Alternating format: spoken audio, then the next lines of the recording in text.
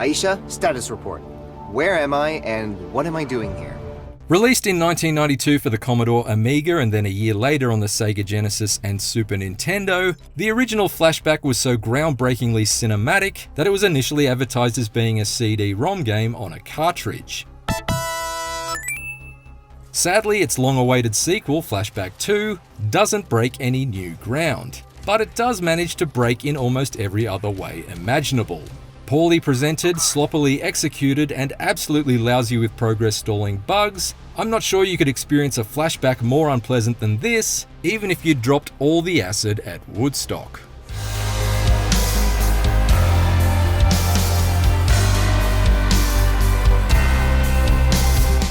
You wouldn't know that it's been 31 years since the original Flashback, partly since Flashback 2's story runs concurrently with that of its predecessor, but mainly because this disastrous side-scrolling sequel seemingly ignores every advancement made in game design over the past 3 decades. Basic collision detection, responsive controls, functional AI? Forget it! Flashback 2's alien fighting adventure feels heavily compromised in all facets, right from the opening moments in its cyberpunk-tinged city of New Washington, and it only gets worse from there.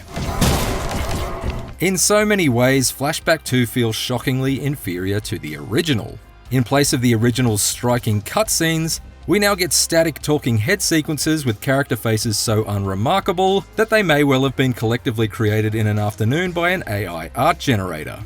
Returning hero Conrad Hart was a man of few words in the original, but now he won't shut up in Flashback 2. What's going on? Woodenly delivering dumps of exposition like he's the narrator in a high school play. Joanna and James, my dear friends, thank you for welcoming us the past few days, Ian and myself, into your group, the Lucanate.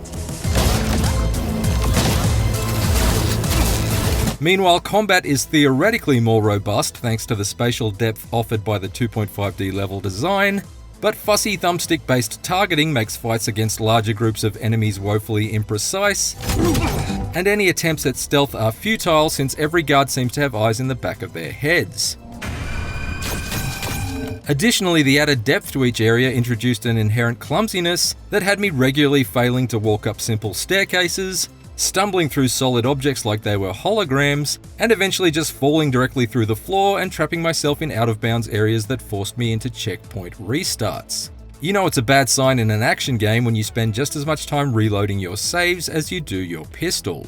Playing on PlayStation 5, I'd occasionally come out of Flashback 2's surprisingly lengthy loading screens, only for everything to stay black, even though I could hear the ambient sounds of the world and my own footsteps as I aimlessly wandered around in the dark until I reloaded. In another instance, my gun just stopped working in the middle of a firefight, despite the fact that Conrad's pistol is blessed with infinite ammo at all times. So, once again I had to reload my save, except this time my gun continued to fail at the exact same moment, and did so over and over again with each subsequent attempt as my frustration mounted. You can use your gun, Conrad. There's no jammer here. Are you sure about that? Eventually I decided to brute force my way through this particular confrontation using a liberal mix of medkits and Conrad's feeble and thoroughly uncoordinated melee attacks, which given the overwhelming odds stacked against me unsurprisingly led to my first proper death in Flashback 2. That led me to stumble on one of the most bizarre design choices of all. You see, Flashback 2's Game Over screen somewhat confusingly features two very similar options: resume and continue game. If you choose to continue, a list of your previous saves pops up for you to load from, which is more or less what you'd expect. However, if you choose to resume, then Conrad just magically comes back to life on the spot with almost a full health bar, no questions asked. That effectively neuters every enemy threat in Flashback 2, and both the collectible medkits and Conrad's rechargeable shield are rendered almost entirely unnecessary, since anytime you get killed you can always get straight back up and walk it off, like you just lost a lounge room Nerf gun battle. Low health. Rising from the dead like an unstoppable Terminator can only get you so far, however, as I found out roughly 5 hours into Flashback 2's story, when I found myself trapped inside a boss fight arena with no actual boss to fight, and no way to cheaply resume my way through it. After my umpteenth loading of a prior save game, I retraced my steps and discovered the reason. The hulking monster that was supposed to chase me down and confront me had gotten stuck at the top of a flight of stairs, seemingly hesitant to take any further steps down like Ed 209 at the end of the original RoboCop.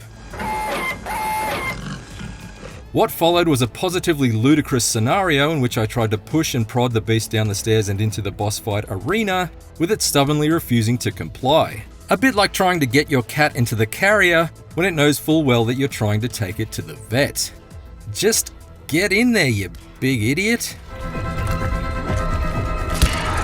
Still, after wasting an exhausting couple of hours trying, I couldn't force this fight-fearing freak into battle, and it was only after Flashback 2 received its first post-release patch that the creature magically appeared inside the boss fight arena and I was able to confront it. And yet it still wouldn't take me on. Instead, it just marched on the spot up against the far wall of the arena, unable to escape and completely unwilling to fight. So I just shot it. And shot it. And shot it. In fact, I kept the trigger held down for well over half an hour as I emptied a John Wick movie's worth of ammunition into its conflict-avoiding ass, without a health bar or any form of visible damage to clue me into how close, if at all, it was getting to death. Eventually, after taking a break to ice my cramping trigger finger and check my sanity, I considered a different approach, which was to position myself between the monster and the wall and sort of herd him towards some electrified death traps using melee attacks, which was harder than it sounds since Conrad's punches and kicks are about as easy to land as a plane with no wheels. However, the good news is that this method eventually brought the beast to an electricity-charged end, and I was able to finally continue Flashback 2's story. The bad news is that not 10 minutes later I had reached another progress stalling bug, this time involving a special battery I'd retrieved from the facility with the peace-loving boss monster. When I tried to return the battery to the village leader who had originally requested it, his response was to instruct me to go and retrieve the very same battery. Now you need to get a battery from the research area in the east sector. Trapping us in some sort of recursive Abbott and Costello-style comedy routine with no way out. Now you need to get a battery from the research area in the east sector. It certainly seemed ironic that despite the fact the battery was in my inventory, I found myself completely powerless to progress beyond that point, and I had to set Flashback 2 aside entirely for several days before a second post-release patch eventually remedied the bug. Done, Shaman. I got the mech and the battery. And also made that NPC invisible for some reason. I'm relatively happy to report that I didn't hit any further game-breaking glitches beyond that point, and was subsequently able to complete the story after about 10 miserable hours.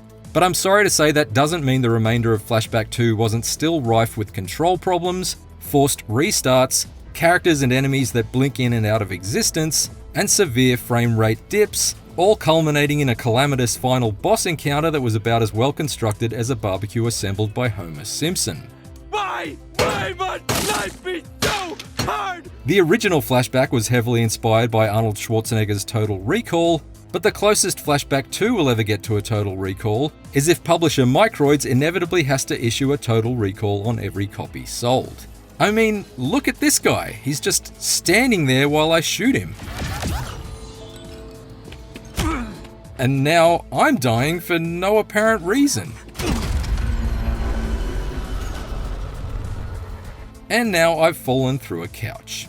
Good times. While the original Flashback is an Amiga classic, Flashback 2 can only be described as a meagre sequel. Rehashed story elements, dull and clunky combat, a shockingly modest presentation, peculiar design decisions, and wholly unacceptable technical deficiencies, the bulk of which persist even after 2 post-release patches, make for an adventure that left me underwhelmed at best and utterly infuriated at worst. They could have made an effort to decorate a bit. While I'll always feel nostalgic for Conrad Hart's original adventure, Flashback 2 is unfortunately not the blast from the past I had hoped for. Instead, it's a total misfire. I was lucky to make it out alive. For more IGN reviews, check out our verdicts on Super Mario RPG and The Last Faith, and for everything else, stick with IGN.